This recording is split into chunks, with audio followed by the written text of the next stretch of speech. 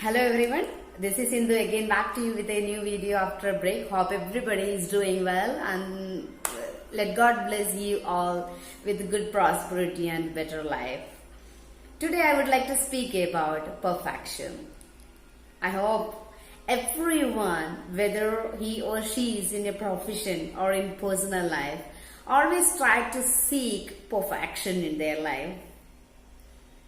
But let me tell you friends, perfection, is it possible for any person?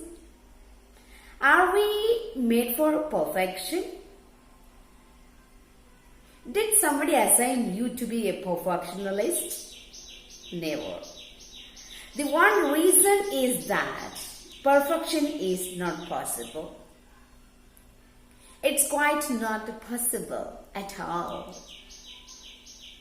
Because this world is not meant for human beings, unfortunately. We are in a process, that process I would like to call that is individuation. We can't call ourselves a perfect individual because we are learning one or the other things every day until the end of our life. Till the last breath, we are improving, we are learning, and we are growing. That growth we don't know when it will get fulfilled. But of course, definitely we can't say that we are perfect. We can't say. I would like to tell you one example of a small mango. You all are very much familiar about mangoes. Everybody is passionate to eat mangoes. Lovely fruit. But before it reaches to the fruit, there was small bud, and that bud had its own characteristics. When it grows, it tastes, it color, everything, it changes. Before it gets ripens, again its texture changes.